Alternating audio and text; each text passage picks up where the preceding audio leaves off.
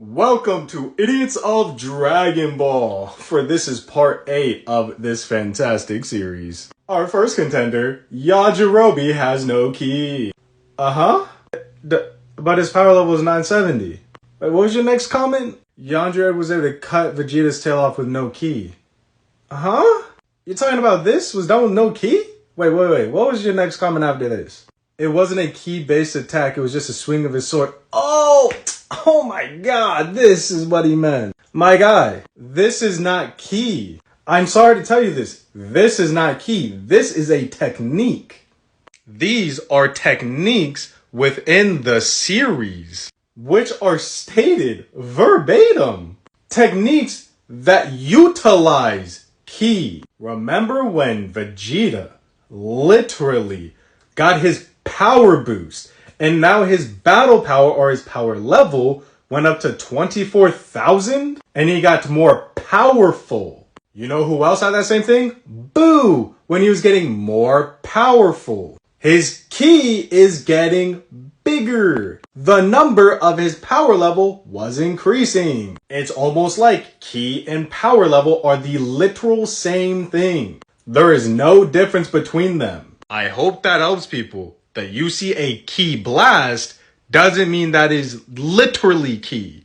That is a technique you are using that is utilizing your ki, your battle power. Kaioken is a technique. It is not your ki.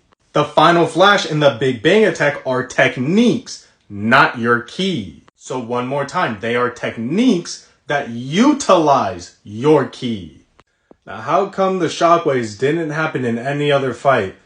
And energy leaking into higher dimensions does not mean the source is able to go past infinity or something. I can't fully remember what it said. But yeah, you don't see this happening no more. For one, they're able to control their ki to not do this. And also number two, you need divine energy or destruction energy to even perform this feat. We have never seen anyone outside of two people who understand and have divine energy are capable of doing this. We've never seen anyone else do this. Even when Vegito and Buhan literally were clashing and fighting each other, I mean, yeah, it was like kind of distorting, dimensions, but not on this level. For their power was not even on that level. So maybe I'm wrong on that. Maybe you just need a high enough power level to do it. Anyways, Zeno only destroyed the universe. We don't know about physical time. Yes, we do. You are a man of the future. You may not be able to regain your lost timeline. Yes, time was literally erased, not just the universe. So yes, the physical time was erased. Keep coping. Zeno destroyed the whole timeline and everything, and Goku wasn't in the machine. He was flying. Oh, that is true, but we didn't see him outside the spaceship. I mean, it's not that hard. Granola was in two places via clones. So that's how the endless space is not true. That same logic, because Granola had two clones fighting in two different places, Bulma does not exist. Zeno and the Grand Priest do not exist because Granola was fighting in two places with his clones. Now, if you guys understand that type of analogy I just gave, that's the same analogy he gave. That because Granola is fighting in two places at once, there is not an endless space between celestial bodies. Even though it's stated verbatim, endless, expansive space wrapped around every celestial body. It's not only infinite between every celestial body, but it's also continuously expanding between every celestial body. Granola arc, they thought that he was instantaneous movement, but it was shown he was using a clone. He said that it was instant teleportation. Then he retracts and says, no, it's even faster than that. He then goes on to say that it's a technique so that he moves faster. It is not instant teleportation. Only Goku says this. He never says it is. He says it's something different. So people need to stop saying it is instant teleportation. It is not. And before someone says, well, if you're using a technique and not raw movement speed, then you are not going to get faster. It is not your raw movement speed. Then you're fucking stupid, for that is literally how Dragon Ball works. Remember this battle. We can amplify what you call energy in one tremendous burst.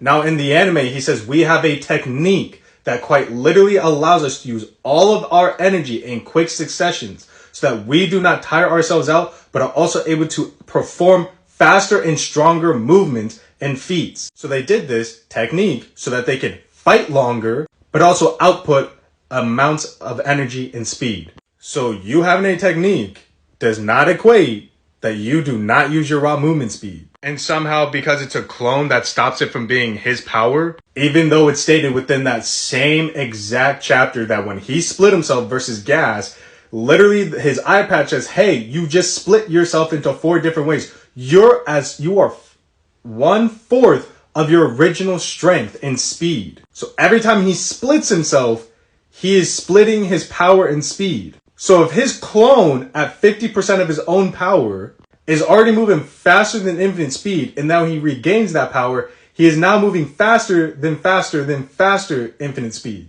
Isn't that funny? There was no retcon. There's no retcon. I don't understand the retcon that he was trying to mention.